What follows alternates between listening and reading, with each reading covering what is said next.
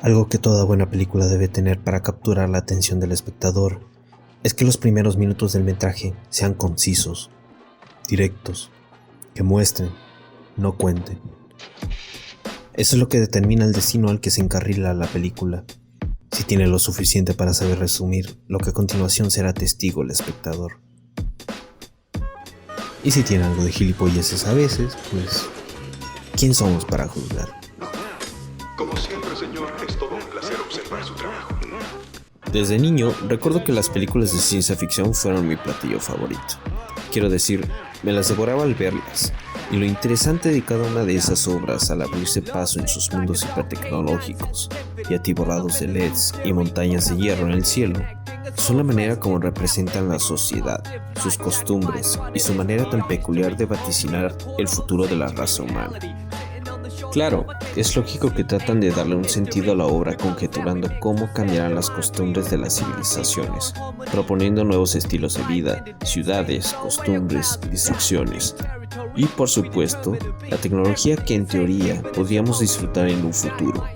Pero, curiosamente, muy pocas obras se han atrevido a replantearse algo más allá de lo físico y lo material, algo que se refiere al sentido de la existencia misma, algo como el alma.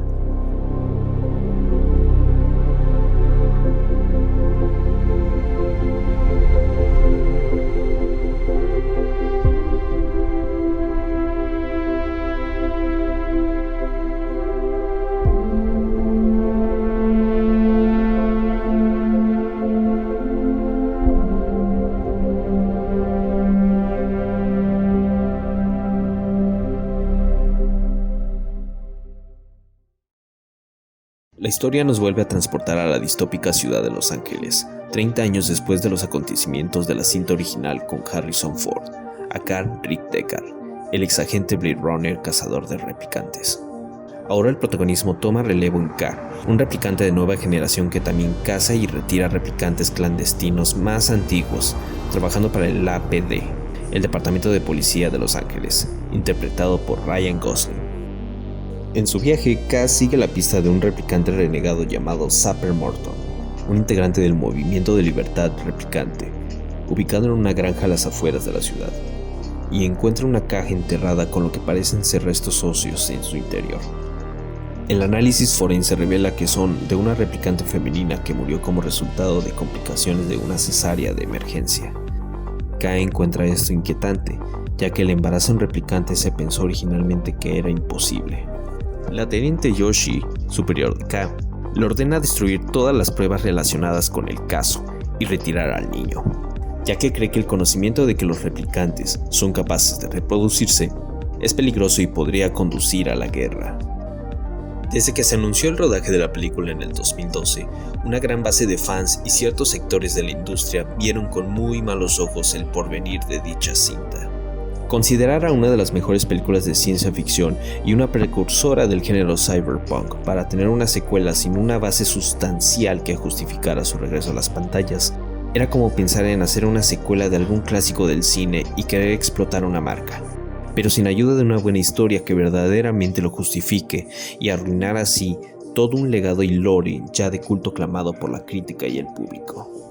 Para poner esto en un contexto mucho más amplio del por qué preocuparse más que por alegrarse de la llegada de dicha secuela, basta decir que la cinta original de 1982, dirigida por Ridley Scott, Blade Runner, ha sido elogiada como una de las películas más influyentes de todos los tiempos, tanto por su ambientación detallada y original, considerada un hito visual postmoderno con su descripción realista de un futuro en decadencia, como por adelantarse en plantear temas y preocupaciones fundamentales para el siglo XXI.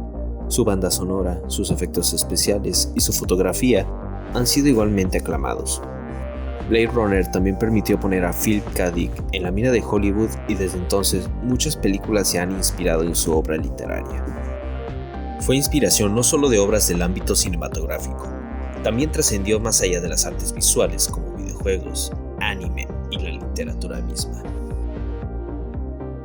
Con todo esto en mente, el volver a un mundo tan encapsulado, pero a la vez tan complejo como lo es una distópica ciudad de Los Ángeles retrofuturista, para un director de cualquier envergadura, podría representar la gloria o caída total de su carrera, y, como ocurriría más adelante, casi nadie quiso tomar tal responsabilidad en sus manos. No fue sino hasta el año 2015 que, incluso después de la renuncia del propio Ridley Scott de la silla del director para ocuparse de otros proyectos, que llenaría ese vacío un director franco-canadiense llamado Denis Villeneuve, bueno, como se llame. Este sorprendente director venía de dirigir otro nuevo clásico de sci-fi, que muy probablemente se convertiría en su propio Blade Runner dentro de su filmografía, por así decirlo, llamado Arrival, que había cosechado excelentes críticas por parte de la prensa especializada y el público cinéfilo. Un visionario capaz de retratar las emociones humanas con imágenes de alto impacto, logrando un perfecto balance entre el cine comercial y lo artístico. Era el director indicado para una película que exigía todo lo anterior dicho, y, dicho sea de paso, lo supera con creces. Mucho se ha mencionado que, al igual que su antecesora de 1982, esta secuela toca temas centrales que no acabaríamos de abarcar en un solo video, como el cine noir, el sci-fi, las consecuencias de la tecnología, las implicaciones de la inteligencia artificial, en esta ocasión abarcando también al holograma, la ingeniería genética, el poder de las empresas multinacionales y la publicidad, la esclavitud, la problemática medioambiental, cuestiones metafísicas como la noción de realidad y la naturaleza de los recuerdos. La película es una colosal golosina visual que en ningún momento te aburre. Todo es tan malditamente atrayente e hipnótico, como invitándote a sustraerte en su mundo fosforescente de luces neón como una mosca hacia la luz del cielo en frecuencia muerta. Creo que todas sus escenas son tan significativas sin ningún vacío argumental que podría hablarse por horas, igual que lo hizo su precuela, y eso es un gran logro colosal en sí mismo en estos tiempos de prisas y digerimiento chatarra en streaming, que persigue consumir sin procesar nada de lo que te transmite los fotogramas por segundo.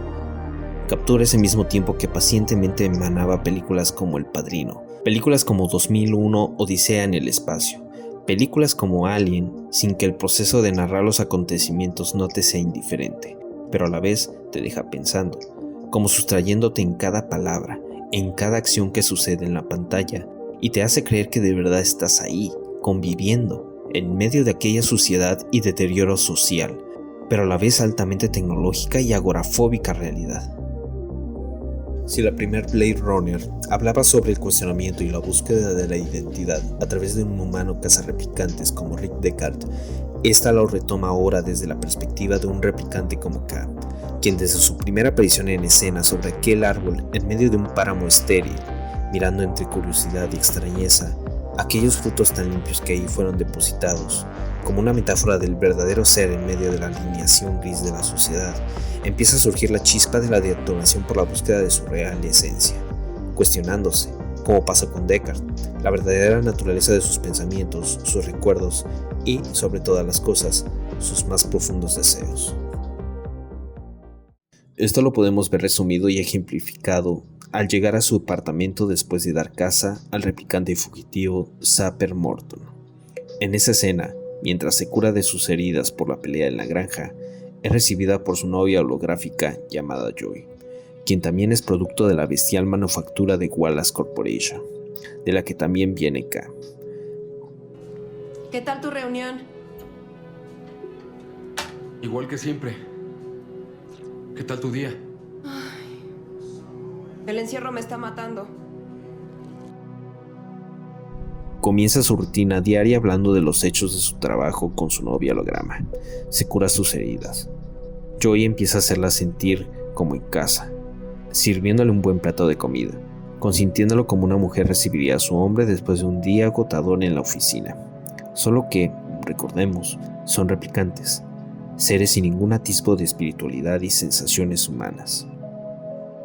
La escena se vuelve aún más significativa cuando, al subir al techo, K le regala entre comillas a Joy la libertad de poder transferir su esencia en un aparato móvil para poder, artificialmente, desplazarse sin necesidad de un soporte técnico casero establecido. Entonces K, en medio de la incesante lluvia, intenta culminar esa muestra de afecto a su novia cibernética, dándole un beso de amor intenso, mientras trata de sentirla físicamente, pero sin éxito. Es una escena tan sublime e informativa sobre cómo construir un personaje y también sobre cómo puede avanzar la historia sin tener que ser tan obvios y explícitos. Es el preámbulo sobre lo que representa K para saber lo que se viene después, su transformación total. Oye, te has desempeñado bien sin tener una. ¿Una qué, señora? Un alma. K escucha lo que su superior le dice, y por un momento lo notamos perturbado, extraño. Al subir al coche, el espectador lo sigue mirando, como incitándonos a enmarañar sus confusos pensamientos, con aquello que signifique alma para K. En otra escena, K visita el asilo en donde vive actualmente Gav, antiguo compañero de trabajo de Deckard para su búsqueda, y este realiza un origami de una oveja, en referencia a la alineación de los Nexus 9, como K, hacia la sociedad en la que está sometida y, quizá, como una autorreferencia a su origen literario, ¿sueñan los androides con ovejas eléctricas? El cual viene muy relacionado a lo que después K describiría los recuerdos constantes de estar en medio de una fábrica industrial, con un caballo de madera en la mano. Al igual que Deckard, que soñaba con unicornios en medio de las lluvias nocturnas, el caballo representa a los espíritus libres que buscan alargar su vida, romper las cadenas de su programa interno que les esclaviza y somete al látigo de los hombres. En el caso de K, más minimalista, más simbólico y más confuso conforme avanza en la trama. Y entonces, la gota que derramó el vaso.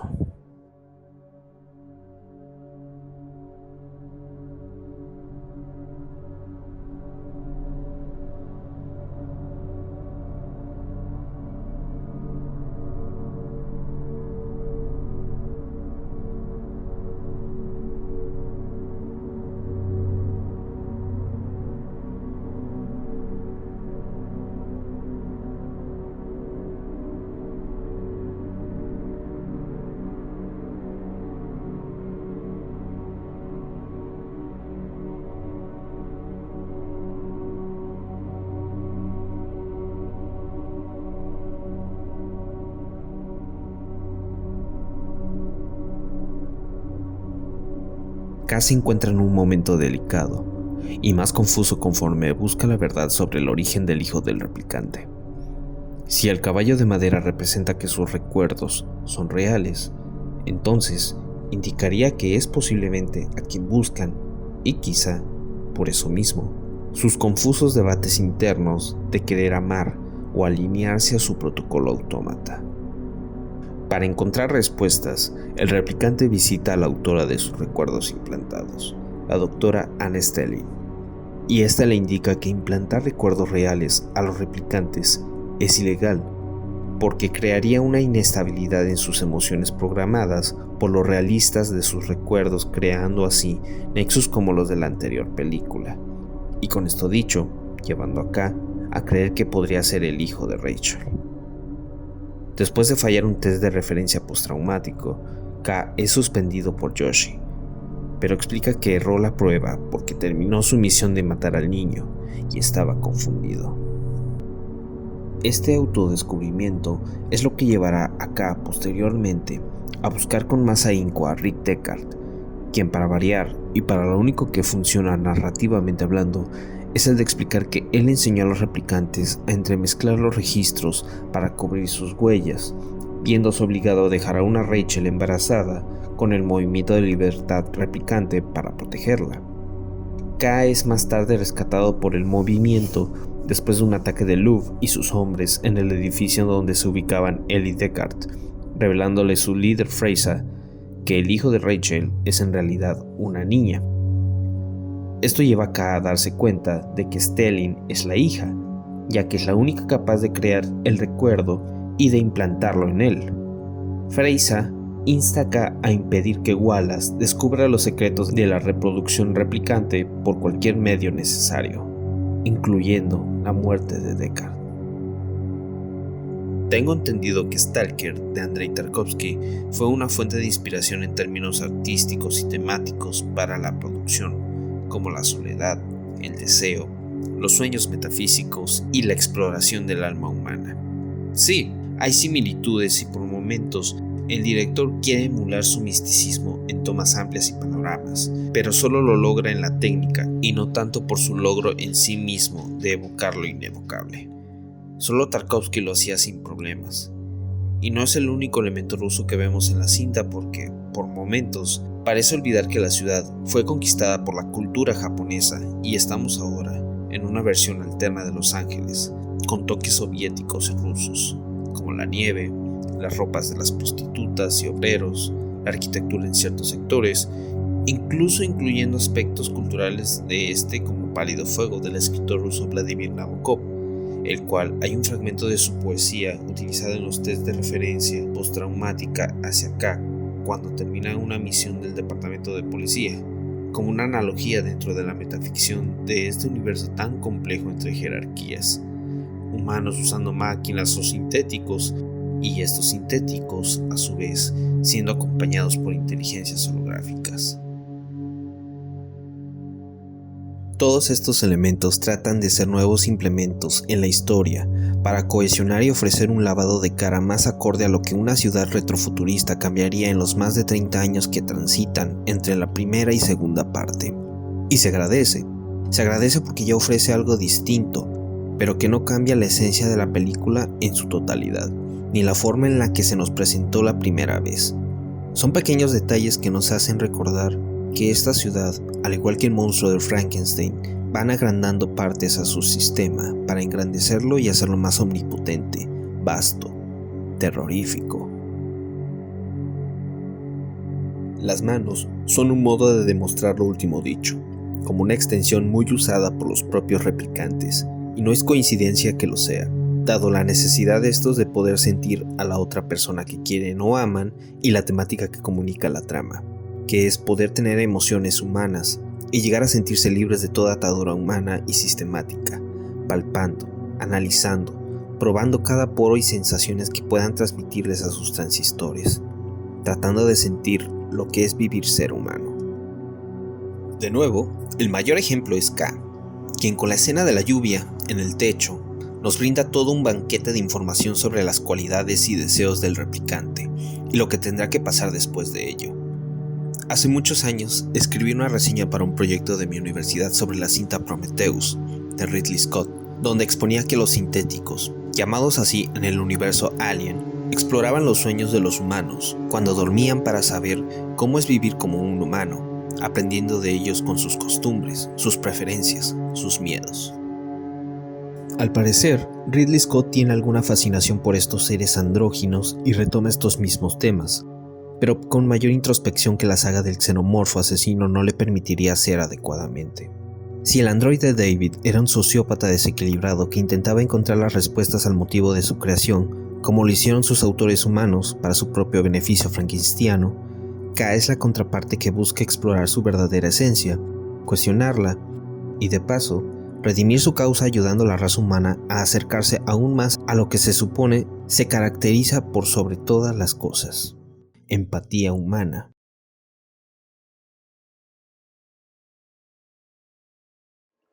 Пусть исполнится то, что задумано. Пусть они поверят. И пусть посмеются над своими страстями. Ведь то, что они называют страстью, на самом деле не душевная энергия, а лишь трение между душой и внешним миром. А главное, пусть поверят в себя. Es curioso, pero cada que Rick Deckard corre peligro al final de cada cinta, es rescatado por un replicante en contra de su programación, haciendo que Deckard se acerque cada vez más a su propia humanidad, extraviada por tanto tiempo, representada de esta forma al reencontrarse con su hija, quien fue siempre la respuesta ante nuestros ojos y aún así no pudimos captarlo. Si algo se caracteriza al género del cyberpunk, es su forma de encontrar algún camino que, por lo menos, redima a la humanidad que ha perdido la raza humana en su progreso tecnológico, en medio de tantos callejones y edificios infinitos llenos de luces de neón y rayos C brillar en la oscuridad cerca de las puertas de Tannhauser que no han podido suplantar adecuadamente. Como diría nuestro siempre insolente amigo Descartes, pienso, luego existo. Y eso es como resumiría toda esta travesía por esta saga compleja y de culto. Al final, la muerte de Roy y K no fueron en vano, porque solo por un instante ellos pudieron ser más humanos que lo humanos, al menos solo por un breve instante, como la luz que brilla el doble de intensidad que dura la mitad del tiempo. Y eso hace que valga la pena vivir. Attack ships on fire off the shore of Orion. I watched sea beams glitter in the dark near 10 House Gate.